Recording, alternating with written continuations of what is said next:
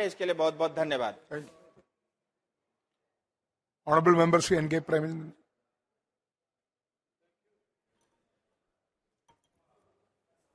Thank you very much, Mr. Chairman, sir, for giving me this chance to take part in the discussion on a very important bill, Central University Amendment Bill 2023.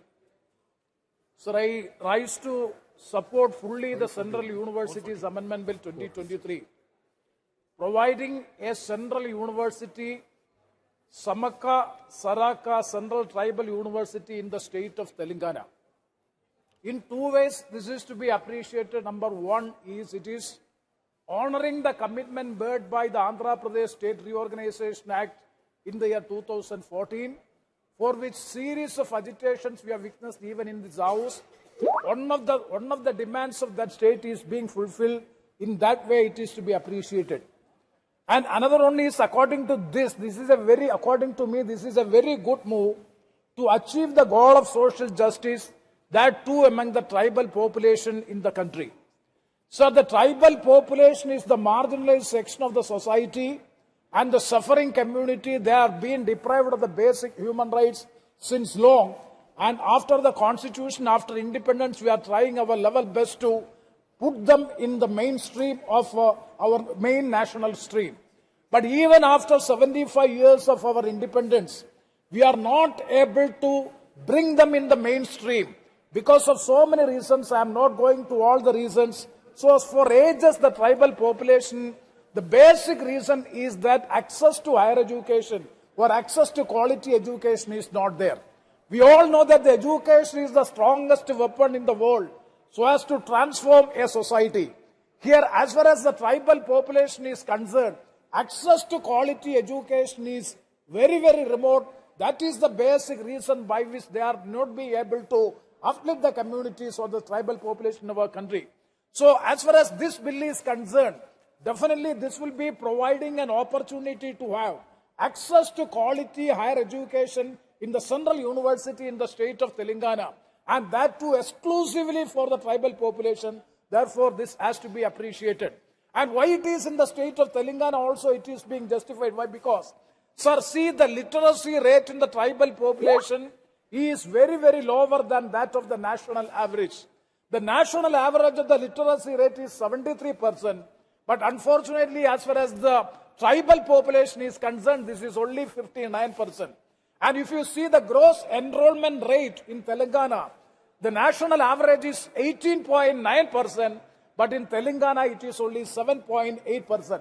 So a central tribal university in the state of Telangana is well justified.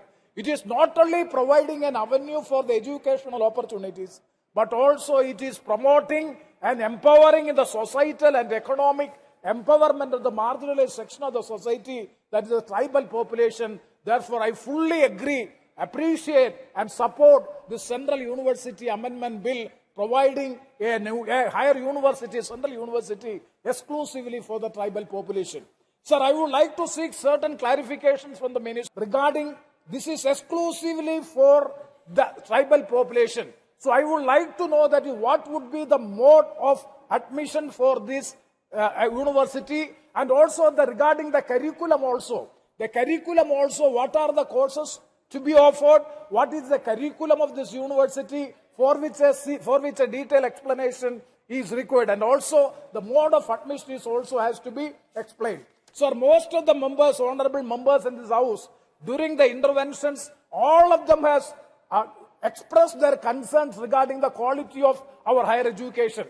I would also like to stress, Saudharaj has also mentioned that point. Sir, even after 7.5 decades of independence, we are celebrating the Amritakal Mahotsav. Even at this time, we are having 56 central universities, more than 1,000 universities. But even after 75 years of our independence, we are not able to have a single university within the list of 200 universities having international or global standard. What is the reason why it is so? Because this has to be taken very care of.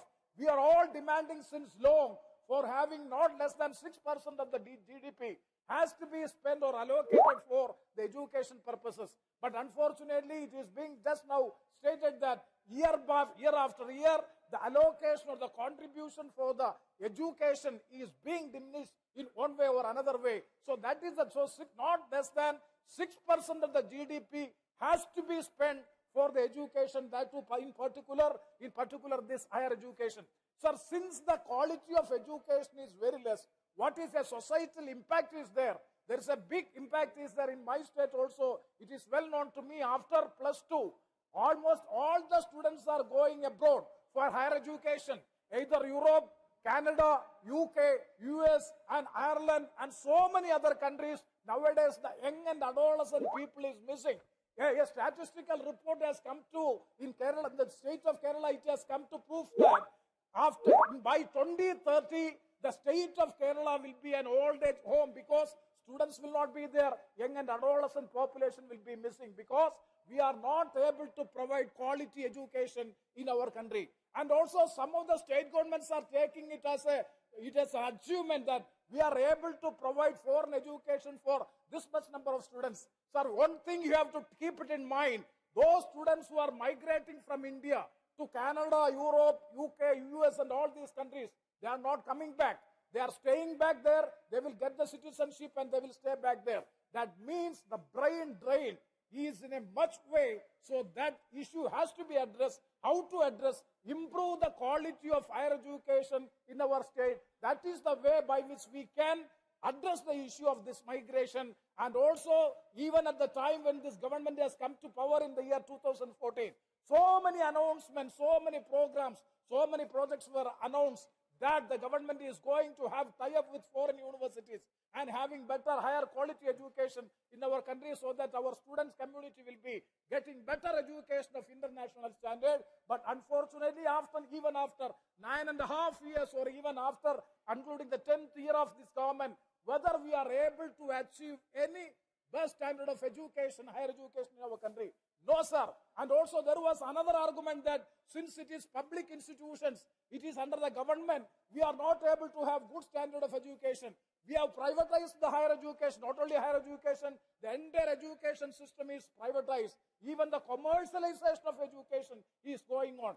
Even after rampant privatization, indiscriminate and rampant privatization of the education, even after that, we are not able to have the international standard of education in our educational institutions. Means we have to think of it.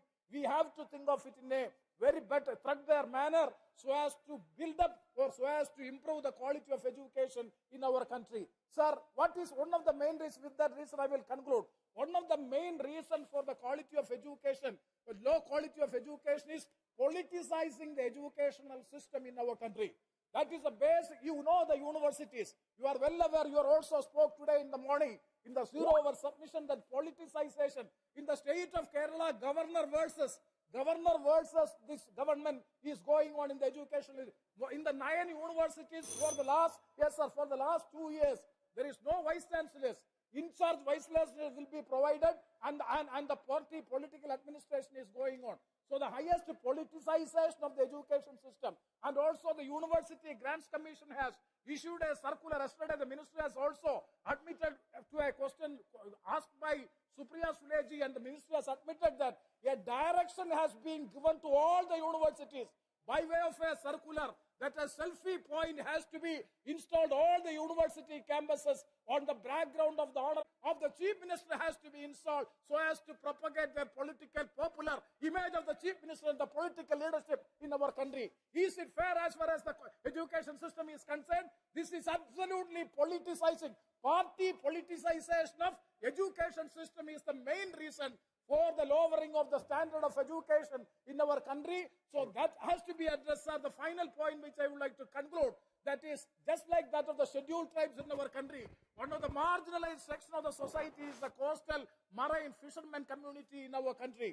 Sir, we are having a big coastal way and their living standard is very poor. The marine fishermen community, coastal fishermen community, their living standards is very poor. So I would like to urge upon the government or to demand to the government to have a marine university to have a marine university which is giving preferential treatment to the fisherman community. That is better to have it in the state of Kerala, having a coastal area of more than 600 kilometers. So I urge upon the government to have a central marine university giving preferential treatment to the fisherman community in the state of Kerala. With these words, once again, I fully support the bill and compliment and congratulate the government for providing and bringing such a bill. With these words, I conclude. Thank you very much, sir. Honorable Member Raghuram Krishnaraji.